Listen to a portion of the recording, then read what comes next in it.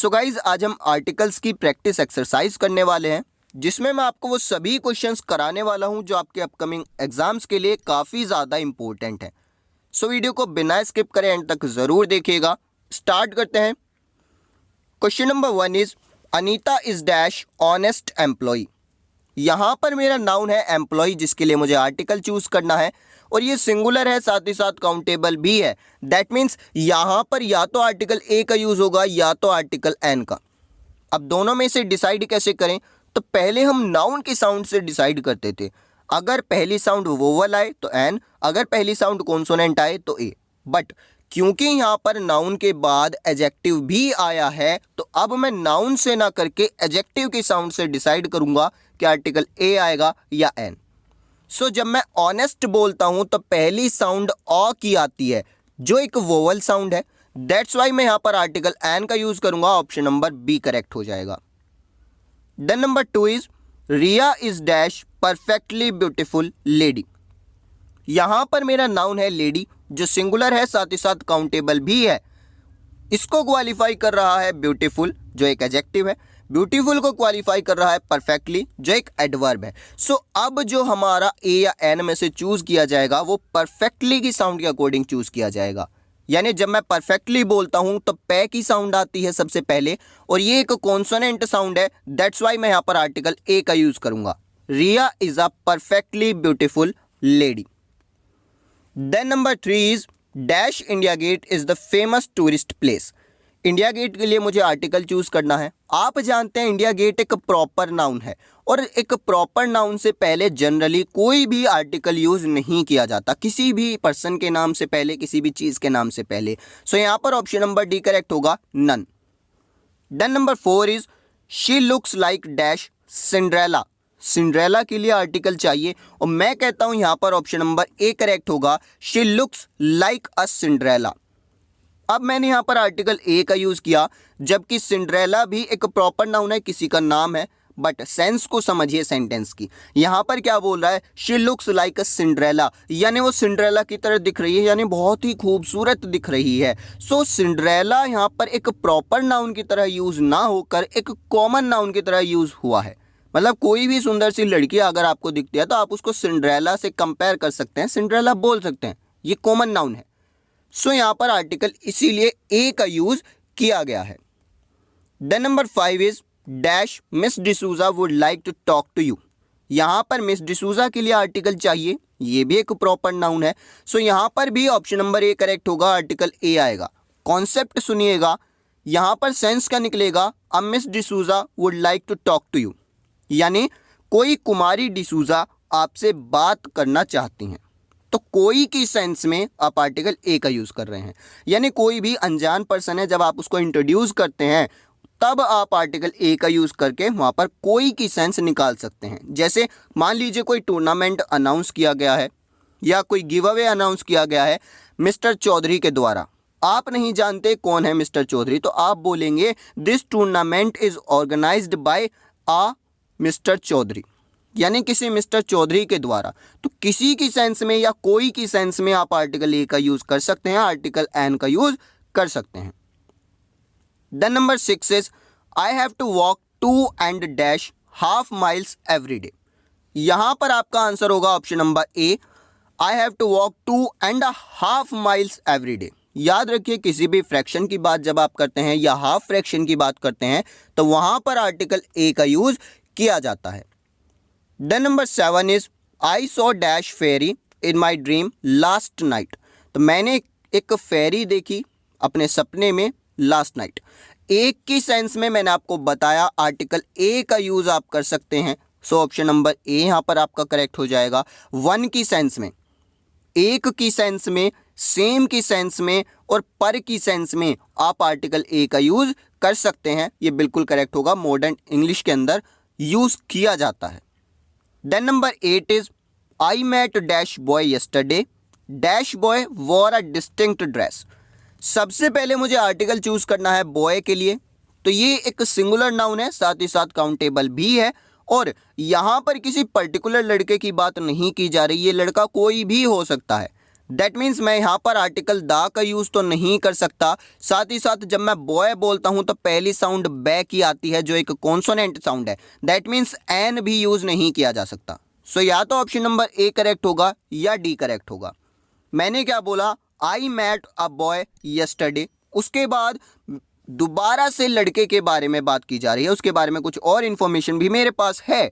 Dash boy वोर अ distinct dress. सो अब क्या है, ये लड़का मेरे लिए अनजान नहीं है क्योंकि इस लड़के के बारे में मैं पहले बात कर चुका हूं और दोबारा बात कर रहा हूं। तो जब दोबारा बात करूंगा तो ये मेरे लिए परिचित हो गया, ये मेरे लिए नॉन पर्सन हो गया। दैट मीन्स यहाँ पर ऑप्शन नंबर डी करेक्ट होगा। भाई पहले मैंने आर्टिकल ए का यूज किया क्योंकि अभी ये मेरे लिए अनजान है, बट आगे चलकर जो बात की गई है सेंटेंस में उससे पता चलता है कि मैं लड़के के बारे में और भी कुछ जानता हूं। दैट्स वाई मैं यहाँ पर आर्टिकल दा का यूज कर रहा हूं सेकंड फिलर में। Then number 9 is bullet train can run at 220 kilometres dash hour. यहाँ पर आपको क्या लगता है, पर आना चाहिए। बुलेट ट्रेन की रफ्तार बताई गई है, वो कितनी स्पीड से भाग सकती है, 220 किलोमीटर प्रति घंटा पर आवर। और पर की सेंस में मैंने आपको बताया आप आर्टिकल ए का यूज कर सकते हैं, एन का यूज कर सकते हैं। सो जब मैं आर बोलता हूं तो पहली साउंड ए की आती है, ये एक वोवल साउंड है। दैट्स वाई मैं आर्टिकल एन का यूज करूंगा, ऑप्शन नंबर बी करेक्ट होगा। Then number 10 is the riots in dash northern Syria has frightened everyone. Riots का मतलब है दंगे फसाद, और आपको यहाँ पर नॉर्दर्न सीरिया के लिए आर्टिकल चूज करना है। सो नॉर्दर्न एक डायरेक्शन है और आप जानते हैं डायरेक्शन से पहले आप आर्टिकल द का यूज कर सकते हैं, बट कॉन्सेप्ट समझिएगा, जब किसी डायरेक्शन के बाद किसी कंट्री का या किसी जगह का नाम जुड़ जाए तब आप उसके साथ कोई भी आर्टिकल यूज नहीं करेंगे, यानी ऑप्शन नंबर डी करेक्ट होगा। ये सेम उसी तरीके से है जैसे आप कोई भी एपिक है या कोई भी आपका महाकाव्य है, ग्रंथ है, धार्मिक कोई भी चीज़ है, ग्रंथ हो गया या कोई पुस्तक हो गई, अगर आप उसका नाम लिखते हैं जैसे महाभारत या रामायण तो उससे पहले दाल लगता है, बट अगर आप उसके राइटर का नाम भी साथ में लिख देते हैं तब आर्टिकल दा नहीं लगता। सेम उसी तरीके से डायरेक्शन से पहले आर्टिकल दा लगता है, बट अगर डायरेक्शन के साथ साथ कोई कंट्री जोड़ दी जाए या किसी जगह का नाम जोड़ दिया जाए तब कोई आर्टिकल नहीं लगेगा। जैसे नॉर्दर्न अमेरिका, तो वहाँ पर कोई आर्टिकल नहीं आएगा। अगर मैं सिर्फ बोलता हूँ अमेरिका, ठीक है, तब भी वहाँ पर नहीं आएगा क्योंकि कंट्री के नाम से पहले भी नहीं आता, आप अच्छे से जानते हो। अगर सिर्फ नॉर्दर्न होता तब आ जाता वहाँ पर the. Okay, then number 11 is Ravi is dash second runner up in the contest.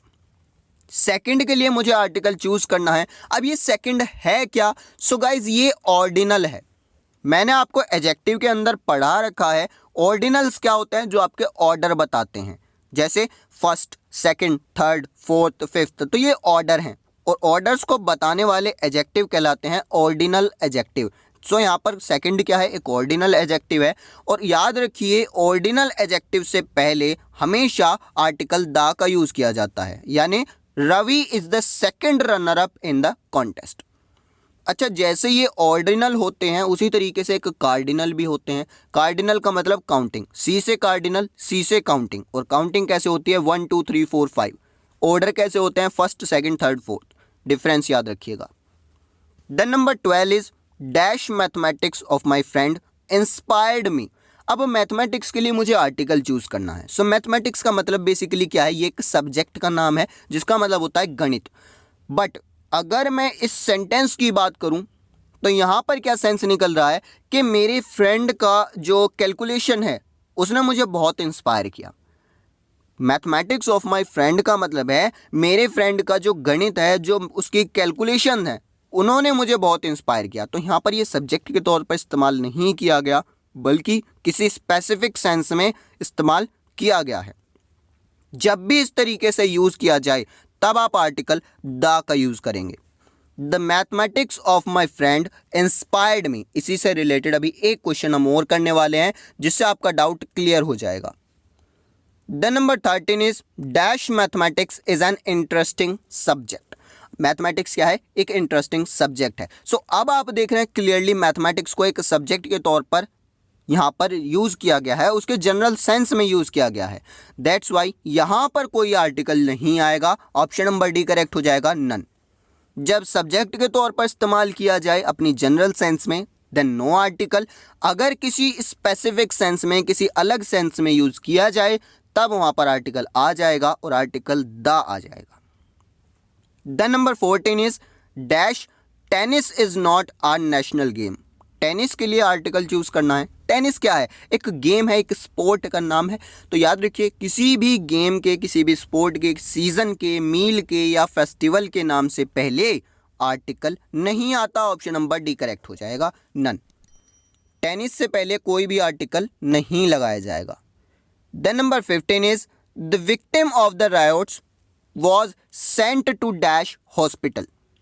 यहां पर क्या बात की जा रही है कि जो दंगे फसाद के जो विक्टिम हैं, जो घायल लोग हुए हैं, उनको कहां भेजा गया? हॉस्पिटल भेजा गया। मैंने आपको एक रूल समझाया था कि हॉस्पिटल हो गया, स्कूल हो गया, चर्च, टेंपल, जेल, प्रिजन, इस तरीके की जो चीज़ें हैं ये किसी पर्पज़ को लेकर बनाई गई हैं कि इनका एक मूल उद्देश्य है। जैसे हॉस्पिटल का मूल उद्देश्य क्या है? वहाँ पर लोग इलाज कराने जाते हैं।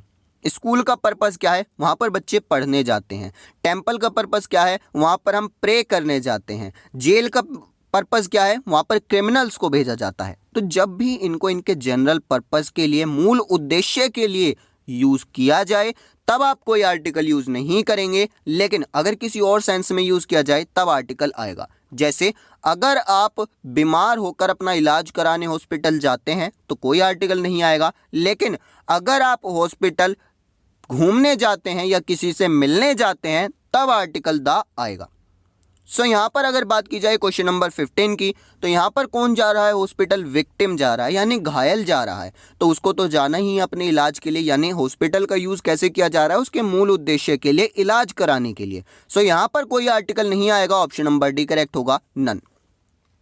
Then number 16 is many dash boy comes late to the class.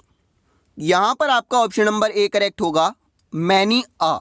ध्यान दीजिए, many, such, quite, rather, 4 word मैंने बताए, मैनी, सच, क्वाइट, रादर। अगर इनके बाद कोई सिंगुलर नाउन आ रहा है देन आप इन दोनों के बीच में आर्टिकल ए या फिर एन का यूज करेंगे, जस्ट यहां पर बीच में। क्लियर? 4 वर्ड्स बताए, ध्यान रखिएगा, बहुत इंपॉर्टेंट रूल है, कॉन्सेप्ट है आर्टिकल्स का। Then number 17 is dash chemistry between Ram and Sita was evident. Chemistry के लिए आर्टिकल चूज करना है। अब आप जानते हैं केमिस्ट्री भी एक सब्जेक्ट है, बट अगर मैं बात करूं इस सेंटेंस की तो यहां पर सेंस क्या निकल रहा है? Chemistry between Ram and Sita. तो केमिस्ट्री का मतलब है यहां पर बॉन्डिंग। तो राम और सीता के बीच में जो बॉन्डिंग थी वो एविडेंट थी, ये यहाँ पर सेंस निकल रहा है। तो केमिस्ट्री एक सब्जेक्ट ज़रूर है, बट यहाँ पर किसी अलग सेंस में, किसी स्पेसिफिक सेंस में केमिस्ट्री का यूज़ किया गया है। दैट्स वाई मैं आर्टिकल द का यूज़ करूँगा। ऑप्शन नंबर सी करेक्ट होगा।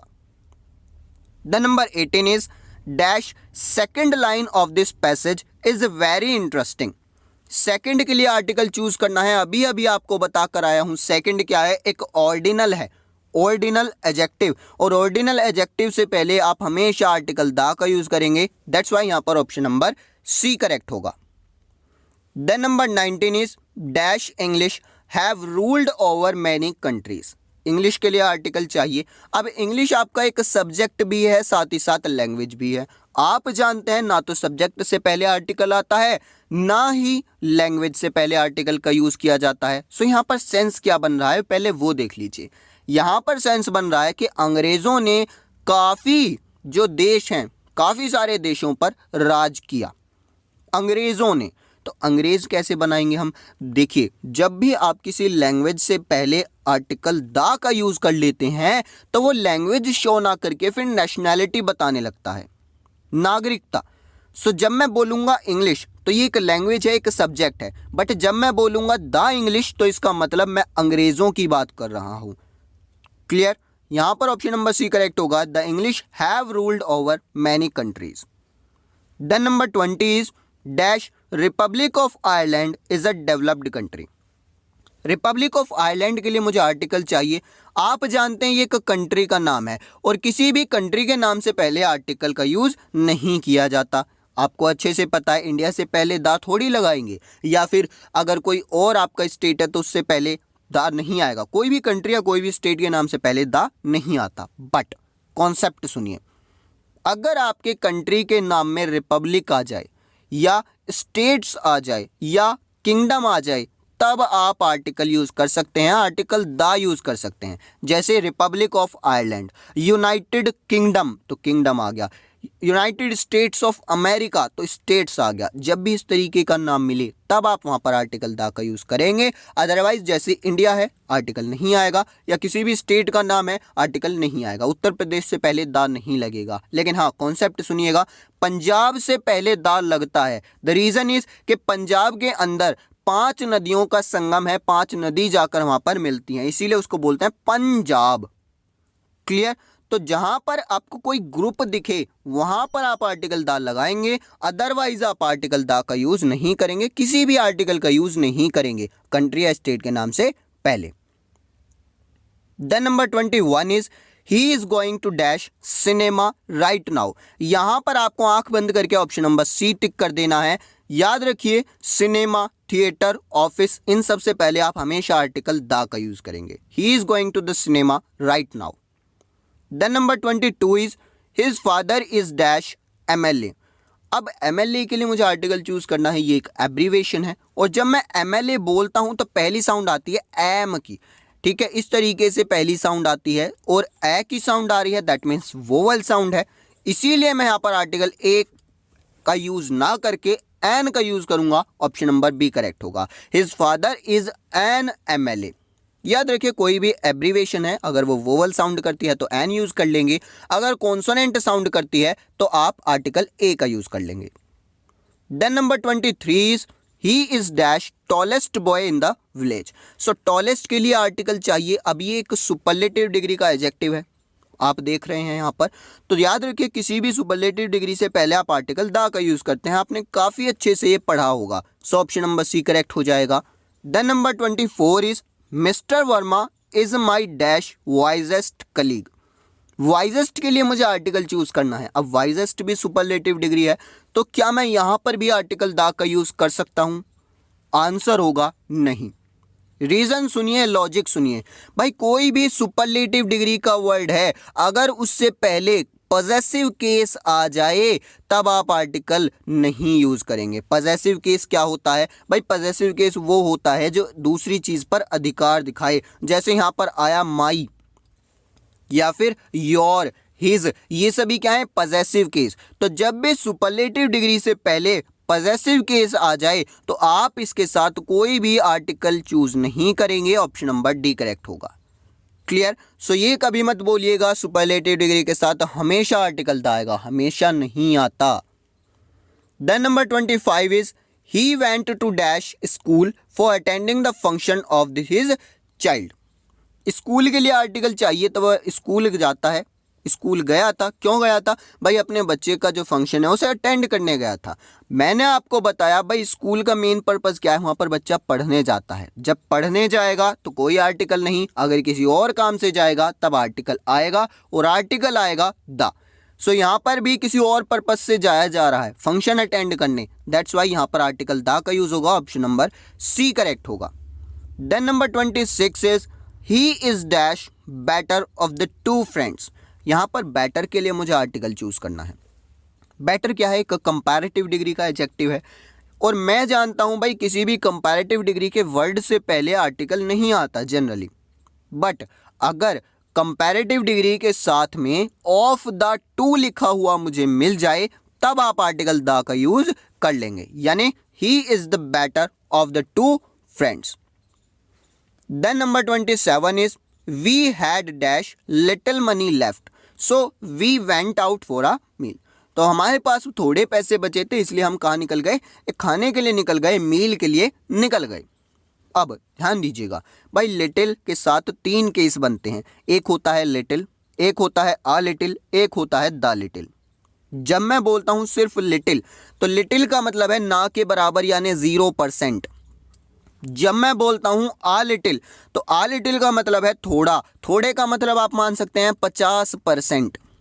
और जब मैं बोलता हूँ द लिटिल, तो द लिटिल का मतलब क्या है भाई, जितना भी है सारे की बात कर रहा हूँ मैं, चाहे वो थोड़ा हो चाहे वो ज़्यादा हो, यानी 100% की बात की जा रही है। ये कॉन्सेप्ट आप याद रखिए। लिटिल हो या फ्यू हो, दोनों में 3 केस बनते हैं, little, uh little, the little, few, uh few, the few, तो तीनों में यही कॉन्सेप्ट अप्लाई होता है।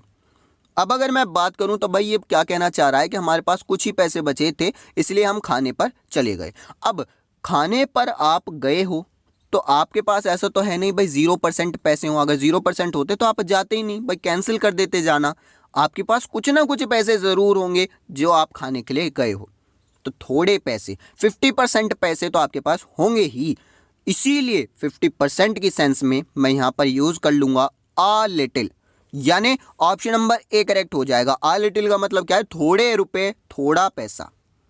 Then number 28 is we decided to abandon our trip as we had dash little money left. तो भाई हमने क्या किया, अपनी ट्रिप को कैंसिल करने का डिसाइड किया क्योंकि हमारे पास कोई भी पैसा नहीं बचा था। सेंस ये निकलना चाहिए भाई, कैंसिल कब करोगे, आपके पास पैसा अगर थोड़ा बहुत होता तो आप ट्राई करते, आपने कैंसिल कर दिया, दैट मीन्स आपके पास पैसा है ही नहीं। अब 0% पैसा है और 0% के लिए आप जानते हो भाई सिर्फ लिटिल यूज किया जाता है, इससे पहले कोई आर्टिकल नहीं आता। दैट वाई यहां पर आप ऑप्शन नंबर डी टिक कर देंगे, कोई भी आर्टिकल नहीं आएगा। क्लियर, क्योंकि लिटिल की सेंस में 0%। इसके बाद अगर बात की जाए क्वेश्चन नंबर 29 की, तो यहां पर है I requested her to bring me dash few books. अब लिटिल और फ्यू का केस मिलता जुलता है। लिटिल का यूज़ हम उनके लिए करते हैं जो चीज़ें अनकाउंटेबल हों, जैसे मनी, वर्क। फ्यू का यूज़ हम उसके लिए करते हैं जो चीज़ें काउंटेबल हों, जैसे बुक्स, डेज। बट दोनों का सेंस लगभग सेम होता है थोड़े की सेंस में, तो यहाँ पर भी वही केस अप्लाई होगा, 0%, 50% और 100% वाला। जब मैं बोलता हूँ I requested her to bring me dash few books, तो मैंने क्या किया, उसे रिक्वेस्ट की मेरे लिए कुछ बुक्स ले आए। अब आपने रिक्वेस्ट की है तो कुछ बुक्स के लिए कही होगी, यानी आपको कुछ बुक्स चाहिए, तो कुछ की सेंस में आप आर्टिकल ए का यूज करेंगे, क्योंकि आ फ्यू का मतलब क्या हो जाएगा, 50%, यानी थोड़ी बहुत किताबें, कुछ किताबें, इसीलिए option number A. The number 30 is dash few days that I passed in her company were exciting, यानी जितने भी दिन मैंने उसकी कंपनी में गुजारे वो एक्साइटिंग थे, बहुत ही ज़्यादा एक्साइटिंग थे, जितने भी दिन। अब मैंने आपको बताया भाई लिटिल का मतलब, फ्यू का मतलब क्या होता है, जब कोई आर्टिकल ना आए उसका मतलब है 0%, ना के बराबर।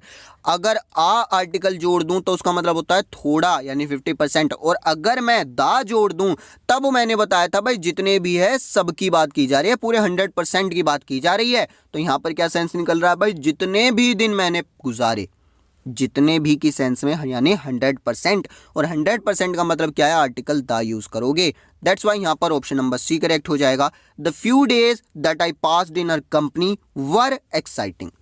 सो ये थे आपके क्वेश्चंस आर्टिकल से। आई होप आपको एक एक क्वेश्चन समझ आया होगा। फिर भी अगर किसी भी क्वेश्चन में कोई भी डाउट बचता है then let me know in the comment box, मैं आपको रिप्लाई करने की पूरी कोशिश करूंगा। बाकी वीडियोस को शेयर ज़रूर किया कीजिए अपने छोटे बड़े भाई बहनों के साथ, आपका अपना चैनल है, सपोर्ट कीजिए। That's all for today, thank you everyone.